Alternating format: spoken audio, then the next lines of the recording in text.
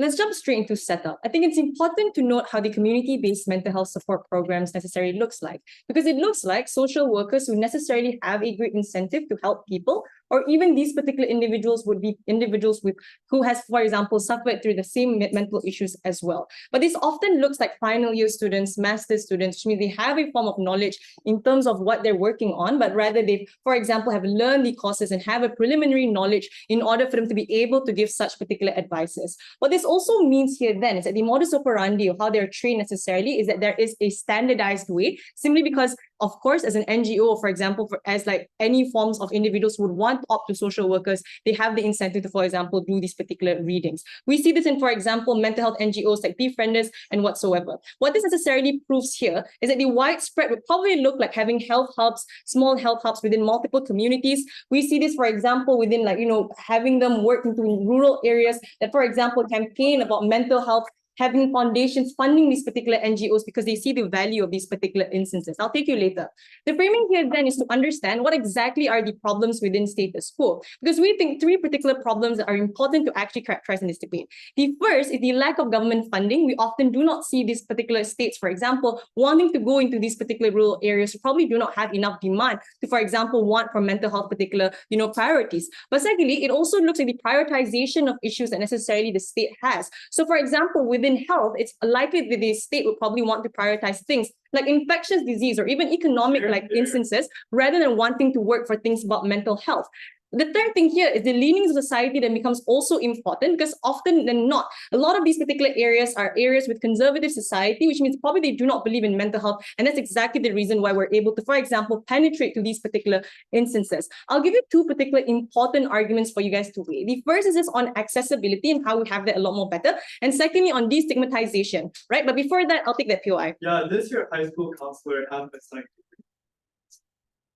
I think firstly, I'll just prove that within my access as to how even if you're a counselor within high school, you would probably have great incentive to be able to learn and read up and, for example, want to do what's best for the student, given the leverage that you have, for example, as a counselor. I think a lot of individuals have its importance within counselors within high schools, right? First argument here is on access. The framing here is note that we'll be very charitable because, of course, any forms of mental health programs specifically existing within these particular areas would have been very meaningful. But what we'll do on the government side is also provide few reasons as to why we'll get good quality of access.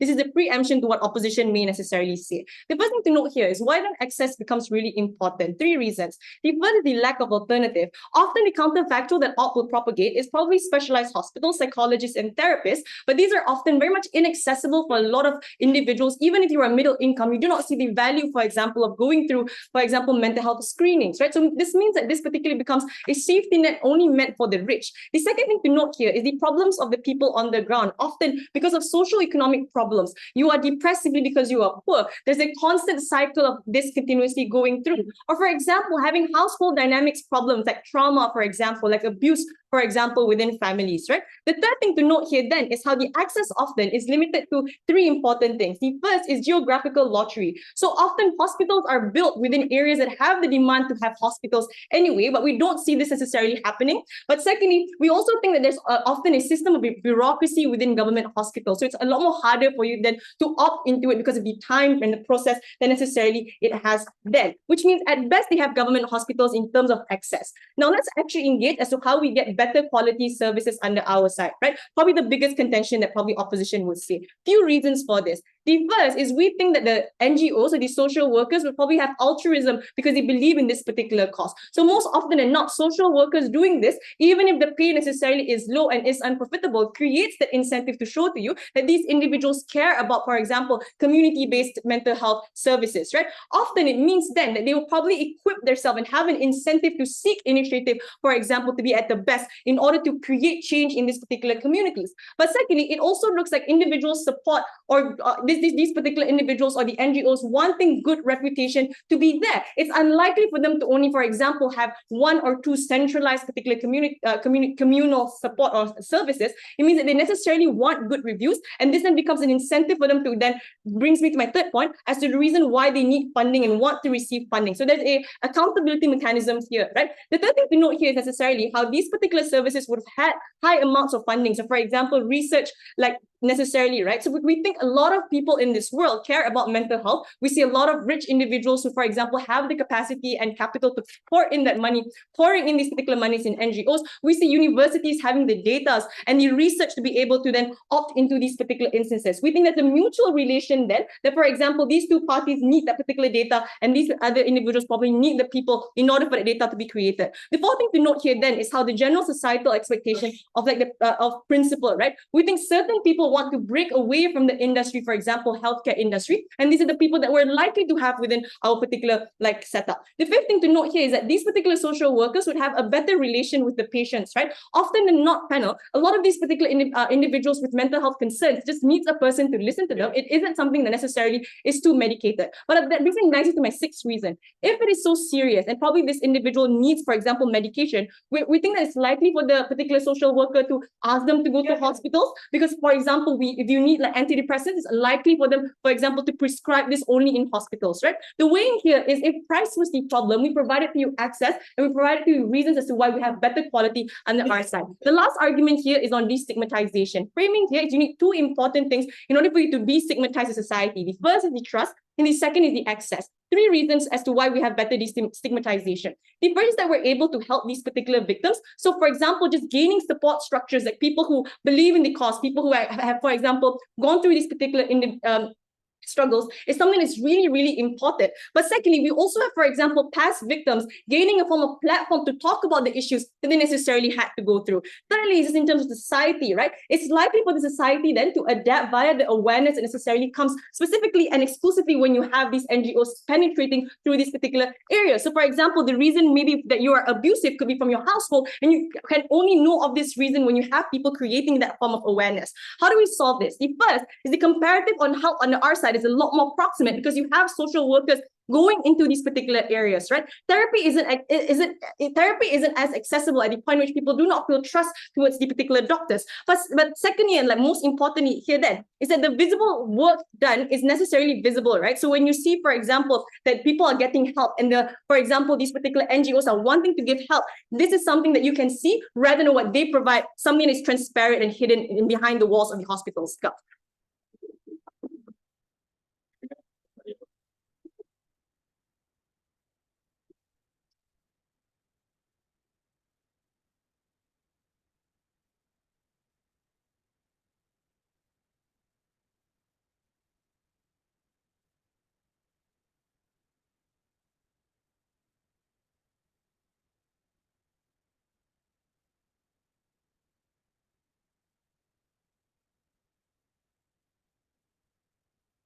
Oh, is this up?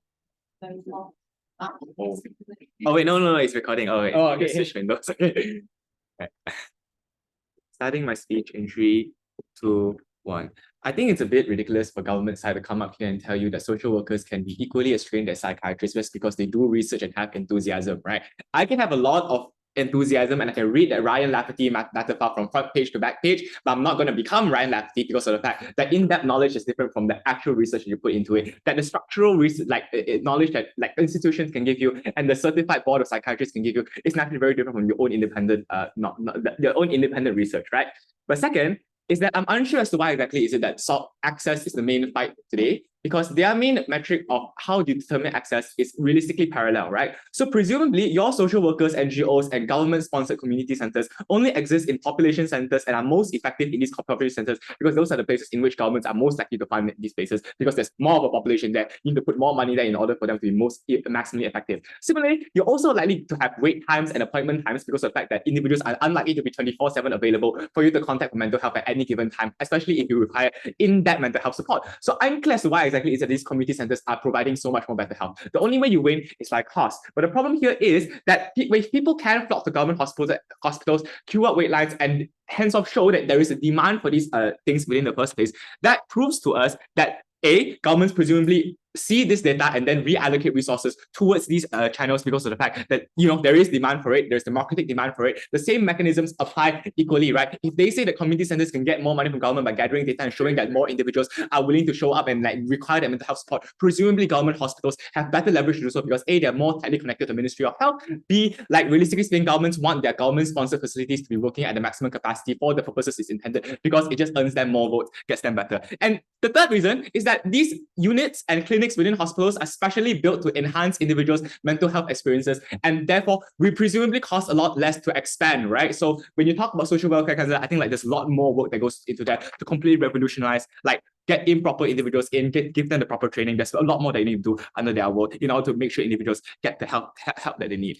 But let's talk about the main difference between social workers and psychiatrists, right? Social workers are employed by the government or by NGOs, but these NGOs are also to be funded by government to some extent because they're hired for community help. They provide services to community. A lot of their funding requires on donations or to very large extent government support. What that necessarily means, I'll take that for. What that necessarily means is that these are individuals who are likely to be volunteers, or likely to be undertrained, or at the very least not completely trained within psychiatric fields. You can say that they're on their way to getting their degrees or masters, but they're unlikely to be actual psychiatrists doing this thing because of the fact that actual psychiatrists have actual psychiatric jobs in their clinics to do, right? So it's unlikely they're gonna take something that could be a billable hour and then do it for charity instead, right? The main difference here is in qualification because these individuals get no training, they have no briefing on how to conduct themselves in accordance with medical ethics, and they have no idea of how is it to take care of themselves the best when they do receive problems in trying to treat individuals. So why is this particularly bad? Because in psychiatrists and a clinical setting, doctors need degrees, they need intensive, they need internships, they need qualifications from the board, and they need in some cases master's qualifications to treat individuals. These are all qualifications that we don't arbitrarily impose. These are important qualifications to have because it allows them to diagnose individuals the best, right? Yeah. Your cases rely on people opting to trust mental health. How do you do this in scale? If you have one, okay, you can have 10. Okay, so I'm going to talk about that later on. How if you change into their model, even if more people opt in, people get worse outcomes and therefore it reduces trust, right? But second, the problem with community all that support is because it does not provide good treatment, right? Social workers and people who go to see that are individuals who are prone to confirmation bias or personal bias. Social workers come with the expectation of what mental illnesses look like and what are the typical symptoms, even if they get some degree of bare bones necessity like education. And people who go there already have a suspicion of what they personally might have. And these social workers, since they're there to help and realistically have an attitude of wanting to enable these individuals, are likely to confirm these diagnoses, or even if they don't confirm these diagnoses, impose their own idea of what they have onto them, right? The problem is in this: they have no knowledge on the fine differences that diseases naturally have, right? Which is prone to misdiagnosis. So illnesses can be very similar. Depression and bipolarism have similar sets of symptoms, but differing diagnoses because it's in regards to different sections of your brain producing different levels of hormones. Presuming that you can prescribe medication, that means that you're prescribing wrong medication to individuals, henceforth worsening their symptoms further because necessarily you're not targeting the correct hormones and you're fucking with your brain's other forms of hormone levels, which creates worse symptoms in the long run. But second, if they don't have the power to provide medical diagnosis and medication to individuals, that means your cognitive behavioral therapy or talk therapy is likely to be less successful because the neural pathways you want to strengthen within these individuals are likely to be very different depending on what illness they necessarily have, meaning that you do not get complete good successive therapy under their end. But second, let's be charitable and say that even if initial treatment is good, later treatment is going to be worse, which means that their model is unsustainable, right? So first, psychiatrists are required to have therapy after they're done with therapy in certain cycles because of the fact that they themselves go through the stress of the job. Social workers aren't likely to have this because of the fact that A, they probably realistically is not aware that they really need to have it, but B, because of the fact that the budget is realistically stretched a lot more thin for social workers because of the fact that these places just have less specialized budgets than medical clinics. But second is that treatment is likely to be worse because I'm not thinking anymore. But second, it's more likely to be worse because the more people your community center treats, the stronger your confirmation bias on how to treat certain illnesses are. What's different here is that therapists might realize that, okay, I should individualize treatments to individuals. Your social worker has less of that knowledge, or at the very least has less of the ability to fix that bias. Hence, if you're walking with depression, they'll be like, the last person I treated with depression, I treated with this. I'm going to use the similar mechanism again and again until it works, right? It might not work for you, and henceforth worsen your symptoms. Last thing, trade-off. Government does make a trade-off because the trade-off is individuals always get less degrees of structural clinical support under their end, right? So notice the same tax dollars funds the community centers and the government-sponsored clinics. But notice that since tax dollars are presumed on the basis of whatever thing gets more traffic, therefore the money goes back there, that naturally means that if the community centers get more attention, your local politicians or your local ministry, like Ministry of Health sector, is likely to attribute more funds towards these community centers versus your government clinics, meaning less individuals get help for these government clinics get more underfunded under their end because of the fact that you choose to prioritize community centers because of the fact that you are choosing a role in which most individuals go towards community center for help. But second is that you just get less psychiatrists because the job gets less lucrative, right? Meaning the common help and structure of the mental health sector is worse because individuals tend to demean this job and say that this is something that social workers can do within the first place. The third harm is just stigmatization, right? Government channels will tell individuals to go for community care because these are cheaper options that they perceive to be publicly popular, and signal clinics as a last-minute resort. That worsens trivializing narratives within society that tell you mental health is something that should take the backseat, that tells you to seek God or seek a life coach, that tells you to delay medical treatment for as long as possible because you're not crazy enough to go to a hospital. Henceforth, worst outcomes under their end go for us. Thank you.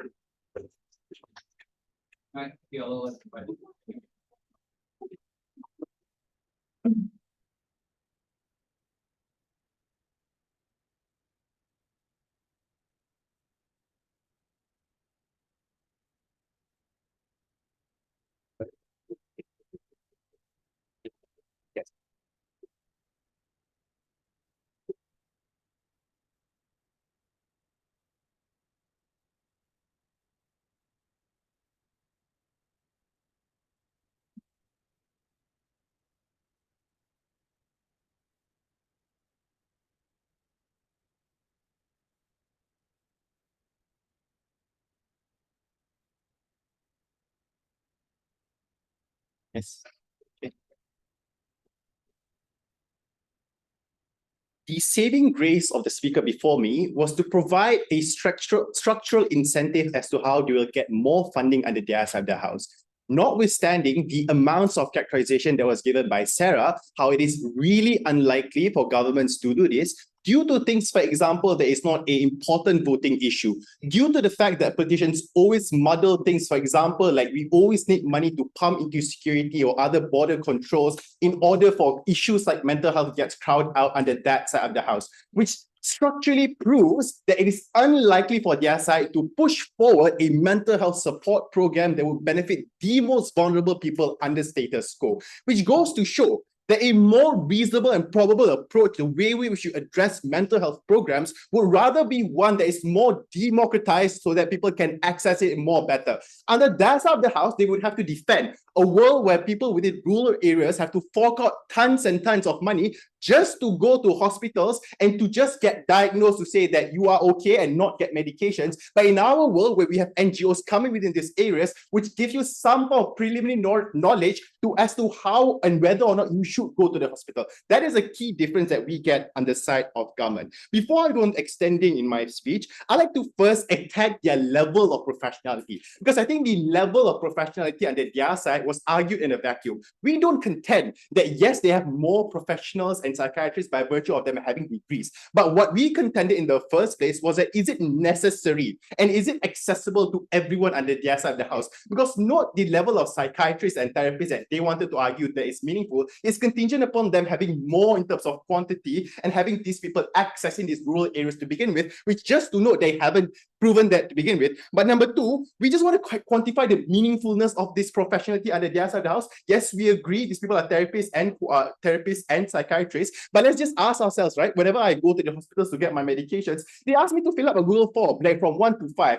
How many times you didn't sleep? 1 to 5. How many times you feel like you don't have like any form of joy, happiness, and things like that? These are things that can be branched out to NGOs easily, right? So it's not just about whether or not these people can have some form of like specific niche issues, but the point here is the specific discussions and knowledge about whether or not this person has some form of identity markers on whether or not this person is suffering from mental health health issues is the one that we can curb under outside the house. And that's the difference that we get under outside the house. But lastly, I just want to mitigate their response here in terms of our professionality. It's not as if our non-professional social workers don't undergo trainings. We can do that. Obviously, doctors can also branch out and train these people as well. We already have that in status quo. They go through sensitivity trainings. They go through empathy trainings. They go through trainings, for example, to identify which mental health triggers, and this, like, according to the DAS5 manual that is pretty much followed by everyone in the world, right? All of this specific knowledge and forms of structures exist and is accessible to everyone, which NGOs can adopt. So just on the quantity and meaningfulness of level of professionality, it's very marginal that their level of professionality under the side of position is so meaningful for them to claim that benefit. The second thing they said in terms of misdiagnosis and prescribing medication, I think this is just really, really like ludicrous, right? I just want to frame out to the very beginning, because if you're talking about antipsychotics and antidepressants, these are controlled substances. It is regulated by the government. It's not anybody that can give you a prescription. Obviously, it has to be from the doctor, which means this debate cannot be about that, because we are debating about non-professional social workers who can only acknowledge the problem and talk to you. And that's the basis of mental health problem inside the scope. It's like the first thing we always thought is like, you have to first acknowledge your problem, that you have the acknowledged problem, then you can solve the issue. Those are the things that we can talk with like non-professional social workers. I'll argue later why it's unlikely for them to get funding, all kind of things. But before that, any points of clarifications? Right. Okay. First thing, let's first extend how democratization happens and why it is important. So Op's best case, assuming their best case is they get more funding. Notwithstanding the fact that Sarah already multiple layers explain why it is unlikely under their side of the house. But we want to first tackle how do we get meaningful like interactions by having these non-social professional workers going into these rural places. Because we think on the outside, we have more diverse funding for four structural reasons. The first is that we say that these people who join non-professional social workers are people who have some form of altruistic in them. These are individuals who have went through the mental health trauma and went through all the sufferings, therefore they join these NGOs, which means, and this is really true, right? Because when you go to like these NGOs who provide PrEP, these are individuals who have like HIV positive, but they are undetected because they know the sufferings of these people go through. There's some form of level of natural incentive for these people to always help their community. That's how you build the communal health-based programs, because they have some form of relatability and attachment to this social ill that exists inside the school. But the second structural incentive is that we see on the outside the house, we get more diverse funding, because these NGOs and these foundations are competing with each other, right? Because they want to care about their optics, they want to get more funding. If I am the NGO and foundation that is the best in mental health program, which means that other NGOs and foundations can collaborate with you, and other NGOs and foundations can also fund you as well. They want to make it an important thing inside the school. On their side of the house, right? The only solvency that they provided was that we want government funding, but they didn't even tell us how they're going to get it. Where is that money going to come from? Note that government funding is so finite, considering that there are a lot of like tax issues that's currently like a lot of like they have to provide us like some form of mechanism in terms of how they are going to tax people more, inheritance tax, and things like that. In void of that analysis, they cannot claim that benefit. But lastly, and this is the most important thing, because I think in status quo, what Sarah said clearly is that depression and mental health issues and anxiety are mostly affected to people within rural areas due to socioeconomic backgrounds. Without accessibility under their side of the house, these individuals have to fork out tons of money, 2 hours to go to the hospitals, because these people are just invincible to the eyes of the government. These people are not within the radar of government by virtue of them not getting diagnosed or not, it is not a viable actor to begin with. And the outside house, we uncover these people, we platform these people to ensure that their stories can also be heard. Through this uncovering process and the normalization process of the sheer presence of quantity and outside house creates that normalization process that mental health issues is actually okay. That mental health issues, you can actually overcome it and things like that. This destigmatization is unique under outside the house by virtue of having that quantity that we can get under outside the house. Lastly, we say that because people have more visibility under outside the house, people will just realize and will have this an issue as a stepping stone as to how we can pressure governments as well. And this is directly co-opting opposition's benefit of government funding. Our side is the only stepping stone for us to coerce and deter government to do this. So proud to propose.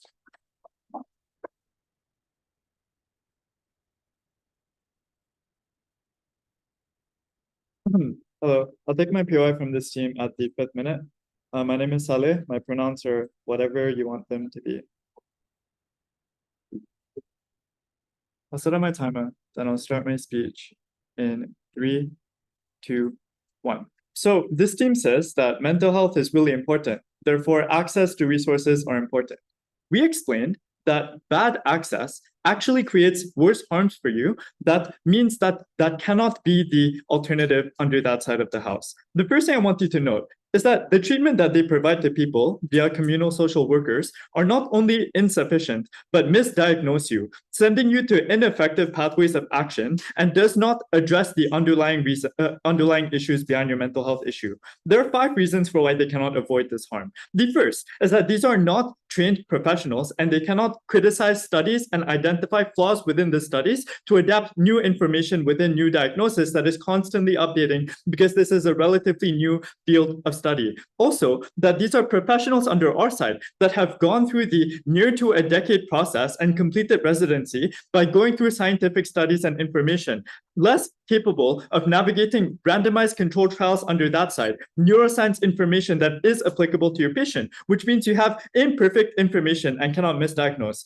But let's say you have good information. It is still going to be bad because the application of the information will be wrong. It's hard for you to fight against your biases as an untrained professional for what you think the person might have. Even if the information is correct and the application might be correct, the treatment is likely going to be conducted wrongly because the process of individualizing the treatment is executed badly. So note, different mental health issues are triggered differently for different people. So CBT cannot be applied to the two patients that might have the same condition in the same way, because you need to conduct the CBT in a different way that is individualized to that person. But 4, even if the info is correct, you apply it correctly and you conduct the treatment well, this is just worse, because even if everything is correct, the initial checks that are correct are going to create a bias. You are going to say that you treated these people and they turned out well. The worst harms happen where you create a trend bias and irrational belief that social workers will have, that since they've helped other people with the same diagnosis, they affirm their advice is correct and they start to shift the blame onto victims, because now the victims think,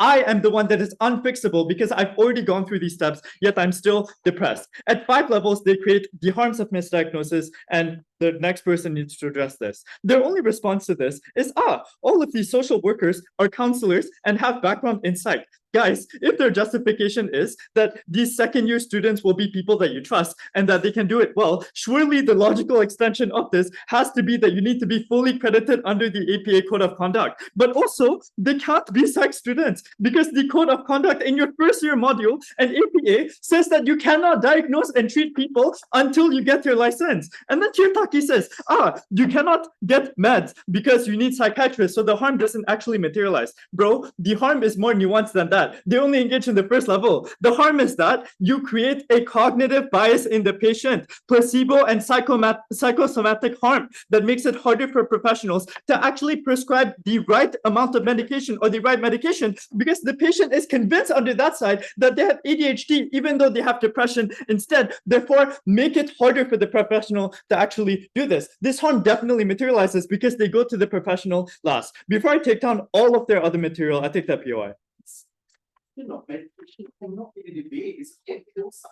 I literally just addressed this. Don't listen to this person. I just addressed this. 1, let's talk about social workers. Even if they get correct treatment, and this is all great, over time, this becomes worse in the long term because incrementally, these workers become ineffective because of the brunt of your communal centers being flooded. Assume their best case of helping a lot of people in the short term. These places get flooded and your workers get stretched thin. Therefore, your workers that apparently are doing degrees on the side, by the way, will also be too stressed because they're not trained to regulate emotions and stress. They don't have experience emotionally, not invested into the patient. They're going to not invest into the patient, and they themselves are going to need psychiatrists. This leads to 3 additional impacts. 1, they're just going to be less motivated to fucking help you and cheer you out. 2, they're going to be more apathetic to you because they don't care. They care about the harm on themselves more. But 3, they're more prone to mistakes that we explained at 5 different levels. Sit down. 2nd, access. Chengsu already explained why you lose access under that side because because of the shift of government funds, the reducing of market demands for professionals that are accredited,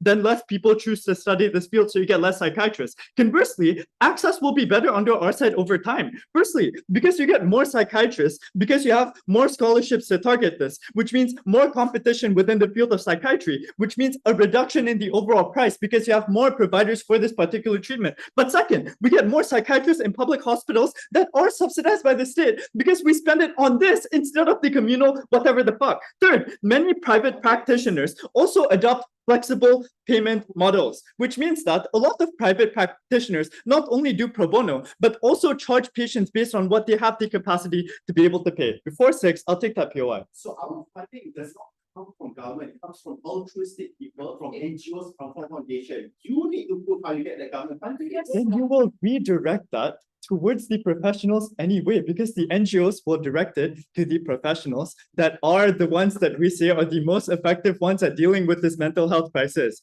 The next thing I'm going to talk about is their secondary claim in that POI. So they say there's no political support in government, and that's why you actually cannot fund these things. Guys, I'm not sure why there's no fucking political support, because in Sarah's own speech, she talks to you about how people are increasingly more depressed, people are increasingly more stressed, and people are increasingly getting more information on this. Sure, POI. You can't say that there's no political will without proving under your side it doesn't get bundled by other voting issues.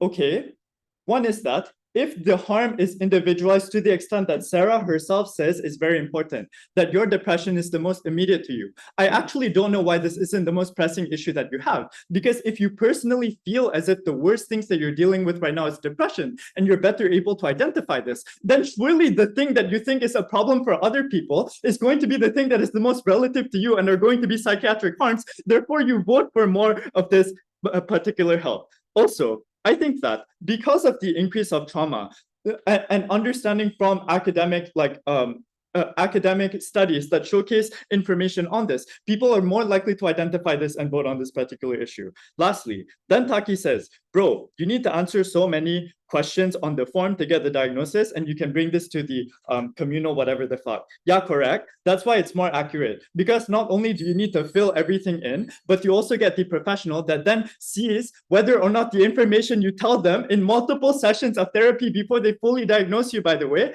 to then give you medicine is actually reflective of what that form says. For these reasons, they have no material.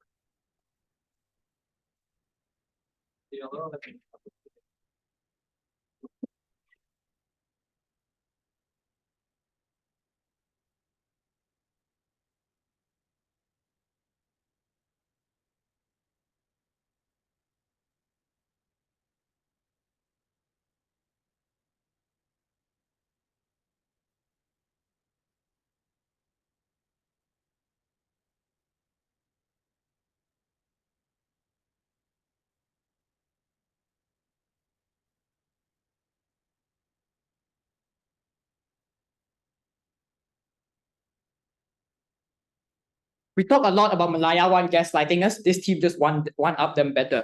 First issue on this speech I want to talk about is quality, which received very little response from this team because we explained to very little response why the people on our side would still have similar levels of quality when providing access towards this treatment. The first characterization of community workers we provided is that they are likely to be passionate. And the reason why this is more important than their counter assertion on the doctors being passionate is that the reason why they opted into a field which is likely to bring very little financial returns is likely because they do care about the altruism in giving back to other victims of mental health, because they specifically care about this rather than other concerns, which is why they're likely to provide an extended amount of care, where they're likely to research and read up on the best practices to deal with these things. But second, we explained they also want to have good reputations for themselves, because there's not only one or two mental health support groups, it's like to be a lot of them, and you want to be the one that gets the most amount of people coming to you because it proves that you're doing good work for society. But third, often they receive global support, where on their side you're conditional upon people in your own country doing these things, or the government providing funding towards these things. But fourth, we flip their argument on quality of care by explaining that mental health isn't purely about medication, because if it is about medication, those people will be bringing you towards the doctor. And so even if Andrea is the one telling me what to do, Andrea is not the one giving me the medication directly, but it's oftentimes acknowledging the problem itself, where democratized workers are better able to help you do that in the first place. Their only response is to counter assert, oh, but they're more qualified. One, sounds intuitive, but this team never actually explained the importance of these official qualifications. They can't just assert, oh, here are the CBT, or you are the average voter. They never explain how this is irrelevant to you. What this means is that the margin of benefit of additional qualification is very little, and Andrea's spec is too late in whip to beat this. Number two, if you want such rigorous qualifications, such that you need to be a licensed professional of 7 years, that makes it far harder to get anyone to come to you because they say you have to pass through all these checks. Are there massive amounts of workers signing up to be mental health caretakers? We don't know. There's no reason why this is likely to be true. In fact, we say that absent of these people doing it, if you say you only can be a licensed healthcare professional after 7 years,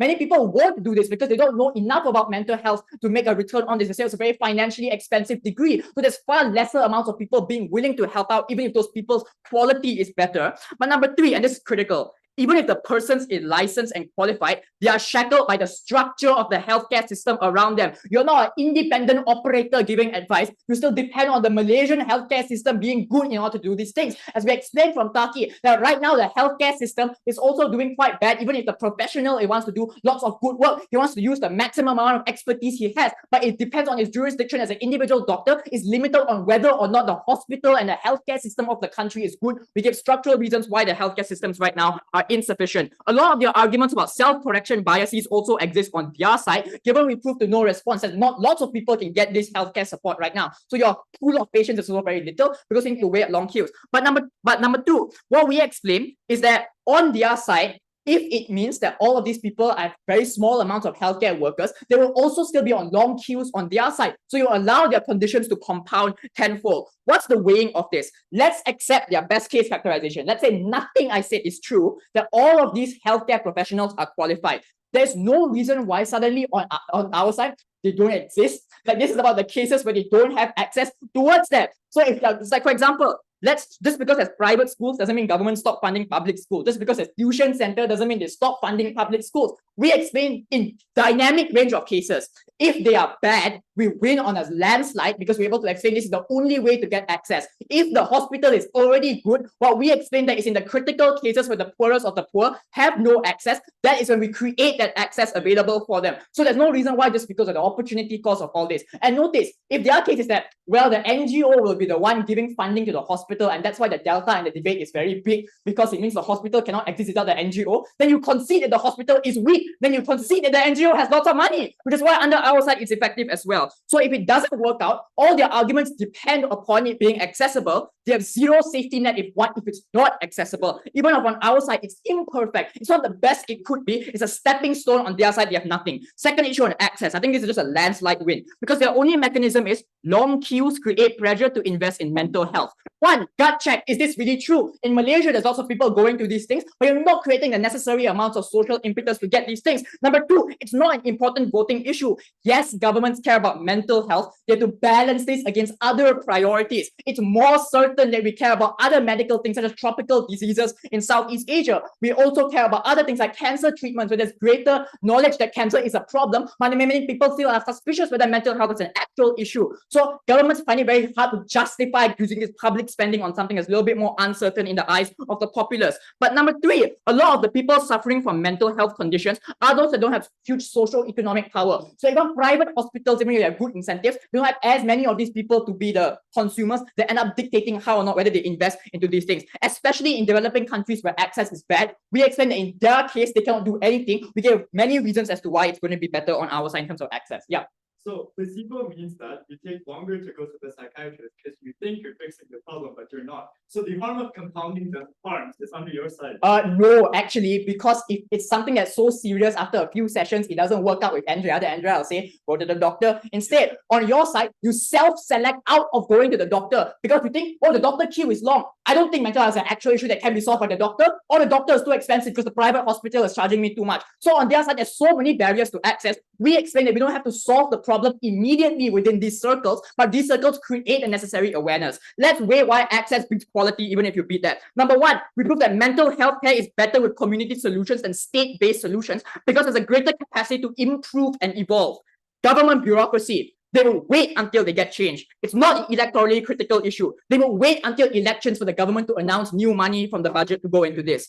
On our side, we engage our worst case, that even if community support is imperfect in the beginning, democratizing means people can more quickly adapt to newest research. So in the worst case, we prove what it gets better. On their side, it is stagnant because we gave multiple reasons why they are shackled by government bureaucracy. Number two, access is the most important metric for two reasons. Number one, people who are the most vulnerable are the ones who benefit from increased access on their side. We think overall the value judgment of things, they are the ones that they require the most help because they are the ones who get the greatest margin of benefit from receiving this help. Number three, other metrics are quite uncertain. What if the licensed professional given to you messes up? What if you can't get the cue from this? The only certainty in the debate is that you get something rather than nothing. But number three, this is the prerequisite to any form of good healthcare. So on their side, maybe they have good doctors. Doesn't matter if the people are still waiting in line or you live too far away from the good doctor. We explain that having more mental health support as a whole creates the necessary structures for you to demand this from the government. If you assume things are good from the default, you never get change on their side. Very proud to propose.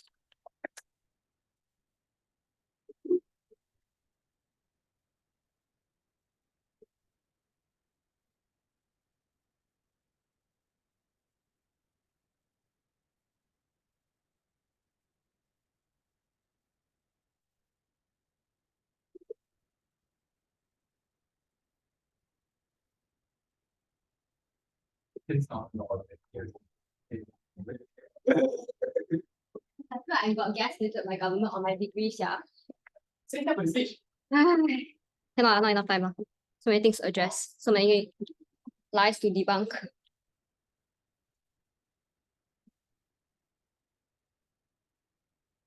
Andrea pronounced as she, her. I know that this is recorded, so just to preface, this does not, if I say something wrong, please don't take away my license. Please don't fail me. If this ever gets out, this is not, okay, this is not it. Okay. POI survive. I'll take it any audio if I want to. Okay. Okay. God, he's so loud. Okay. Starting my speech in 3, 2, 1. We concede with the government that the most vulnerable people that are affected the most are the people in rural areas who don't have a lot of accessibility, right?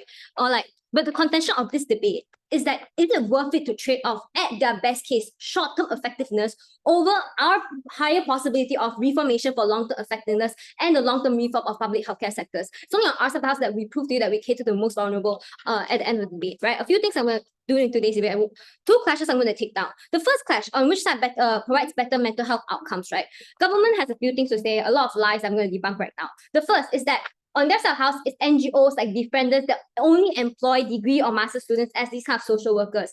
First, this is a very soft case because you have to note that one, it is untrue. What is likely to happen in status quo is that one, these social workers are oftentimes in very high demand. Usually, they just employ anyone who fits their criteria or not even having a degree. You can be STM leavers and still get into these kind of Defenders NGOs in the first place. The second thing that is what Salleh already told you right now is the fact that students already have tied to the code of conduct that doesn't allow them to work without a license. That's why I'm not under Defenders right now because I can't work under Defenders because I'm tied to the code of conduct. That means on their soft case, that they want to say that, oh, you have more knowledge, they don't have this because it's not likely to do. But even if we take it that it actually works and they have effectiveness, right? I will tell you then why it doesn't work under their subhouse and they still fall. The second thing that they say is social workers want to help more, which is incentivized for them to be better, learn and read more and be more knowledgeable, right? I think one is exactly because that they are helpful. There's a higher likelihood of them to have confirmation bias. That's simply because they want to help more. They confirm and say, oh, you have a diagnosis, you have depression, let me help you, right? This is something that's unlikely to happen with professionals because you're not conformed by these kind of biases under our subhouse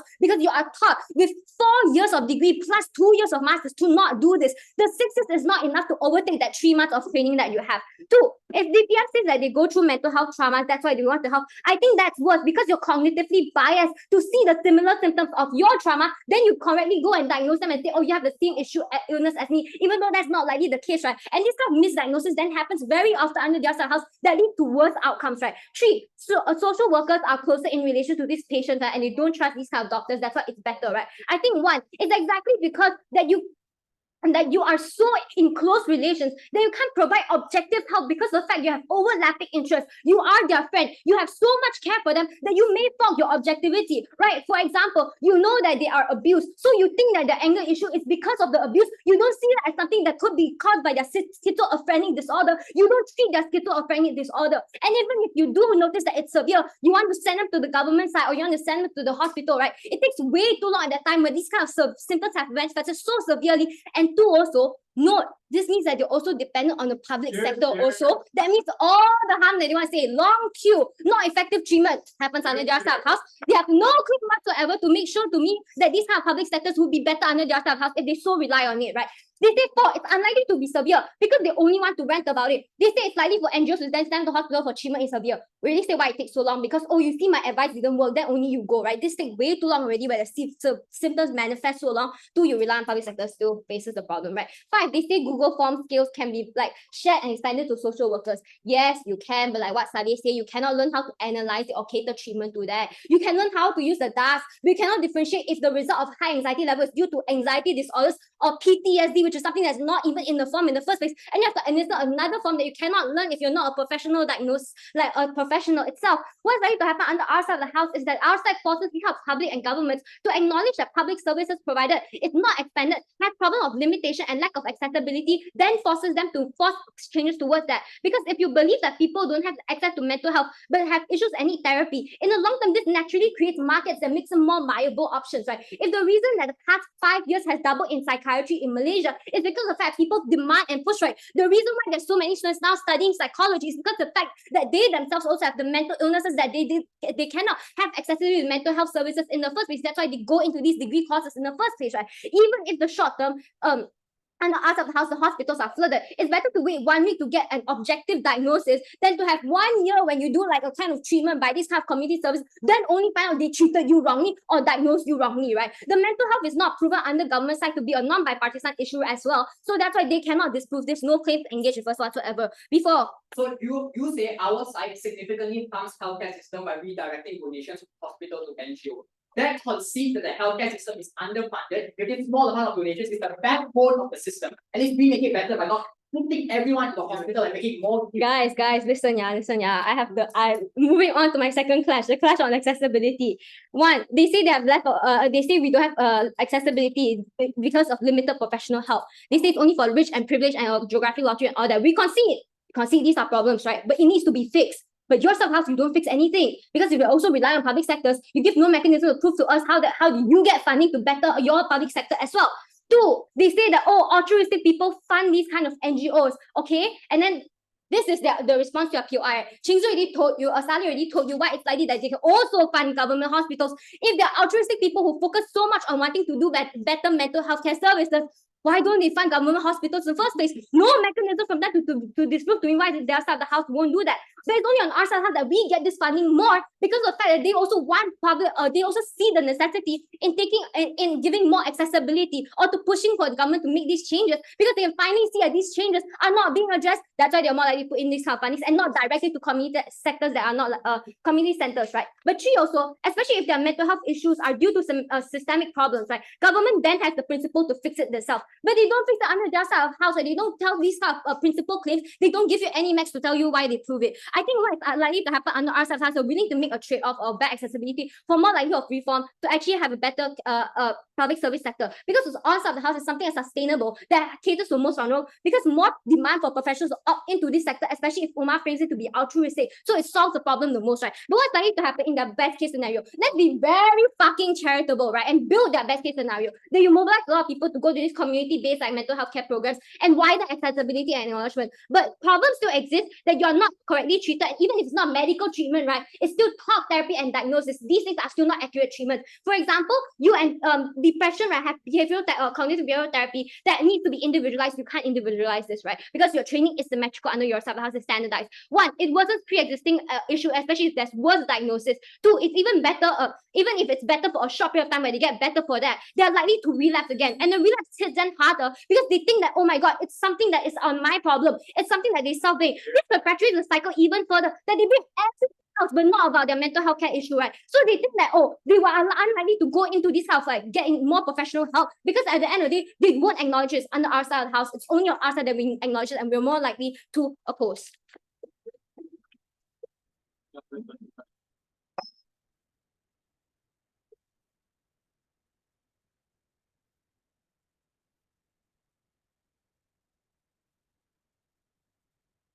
Okay. Starting 3, 2, 1. Let's discuss access first. They say rural and poor people don't get enough attention from the government. The problem here is just if social workers are also, as governments are likely to apply equally, are also likely to be based in urban centers, are also similarly, because urban centers are population centers, very unlikely to go towards rural places. Why is it that they would exist in these places, right? The explanation here is that they're not government funded, so the model at which these things operate is extremely different. You get private donors that push you to go to these more vulnerable places. But first, recognize that the worst types of like mental health support that is required, the worst type of mental health people still don't get the support that is required under their end, because you push them to want to go to these long queues in urban centers, nonetheless under their vote. And the second is that it's unclear as to us whether or not this level of funding is symmetrical on both sides, right? So let's just do a little gut check here, right? How many people are richer than the fucking government? But note here also that if Taki says that these people are so much more richer than the government, or is it that, as Umar's POI implies, that this amount of funding is extremely negligible if compared to government government budgets that are allocated towards hospitals, right? Unclear as to how much money that these individuals are providing that pushes like these extreme outreach programs into the deeply rural areas. I'm unsure as to how effective this care is capable of giving to these individuals, right? But last thing, just they don't prove exclusivity, right? So I'm unsure as to if that debate is prioritized. Why is it that they can be reliant on existing healthcare services and we can't be reliant on existing social care NGOs under our end? So like, realistically, they don't prove exclusivity. Unsure as to why it's only not manifest under their end. Why is it that public support for these communities only exists under their end, right? So they want to say public support leads to leverage for funding. Same things happen on the outside. I don't know why that math doesn't work. They say doesn't happen because there's other political priorities like war or border security. Yeah, those are very important. But number one, if Sarah frames these mental health issues as things that are extremely proximate to individuals,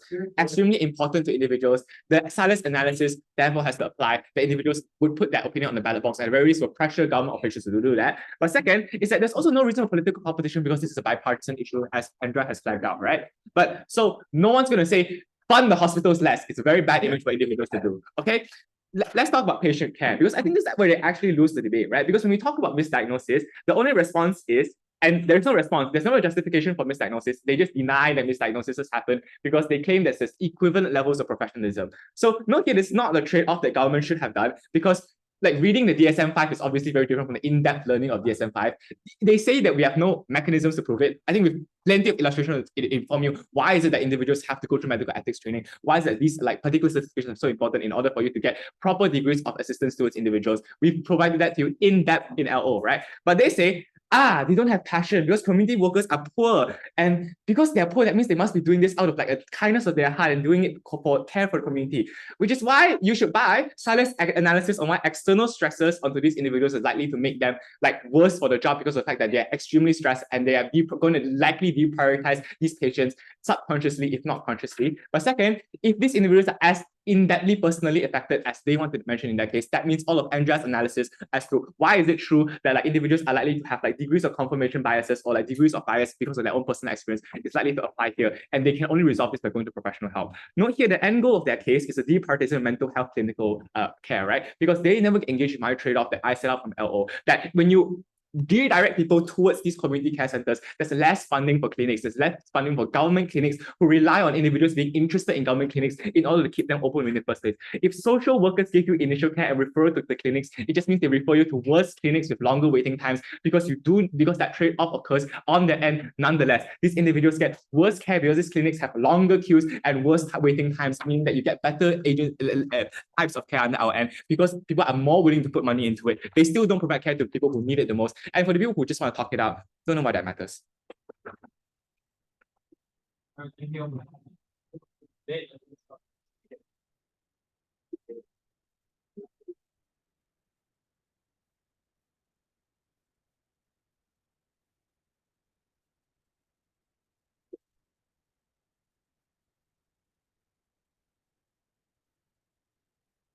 opposition is really uncomparative. I have no idea how people are able to opt into hospitals to begin with if they don't know the importance of mental health, other than somehow making hospitals, and then suddenly you would somehow get a lot of people going into these particular hospitals. I think, in fact, in multiple societies, you have a whole lot of hospitals that people just do not want to opt into it because they do not see the value of mental health. And that was what was missing from all of the speeches before me. I think I'm going to give you 4 pieces of framing as to how we overweigh the particular theme on opposition, right? The first particular weighing here is on government funding, because this is the only way that you're able, panel, to mechanize a large chunk as to what opposition tried to push. Note that our benefit was never contingent on the government funding, right? We recognize that there is a form of scarcity that happens within multiple states and how they're able to pull in their resource whatsoever.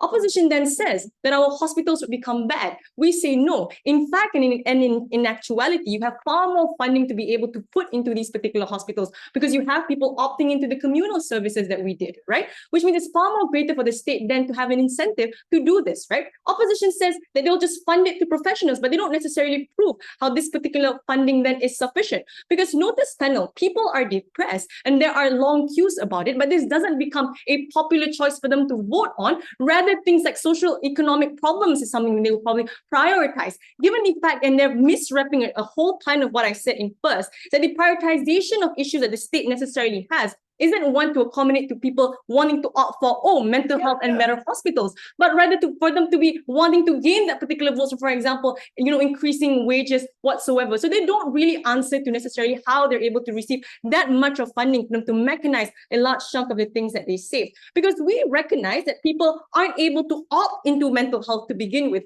If you look into Malaysia, for example, middle incomes within Kuala Lumpur as well, they're unable to, for example, opt into mental health because of the circumstances, because of the environment and society that we live in, something that they never answered, right? The second thing I want to note here then is on medications, because the type of diseases that opposition wins and will trade off are things like ADHD, bipolar, PTSD. This is when the whole hormone things within your brain necessarily happens. We think these particular instances or diseases are ones that are regulated to begin with. It would have never been our burden on the government side to solve these particular issues, right? So the tipping point here then becomes the skill, because at the point in which, for example, patients are able to acknowledge that they have a mental health particular circumstances, right? This is how you're able to mechanize the large chunk of what we told you, how you're able to for then, pressure the government, because you understand that I myself have, for example, a mental health particular issue. The third thing I want to note here then is on the goodwill of doctors and social workers. I think to make this debate fair, perhaps on both sides, these two particular workers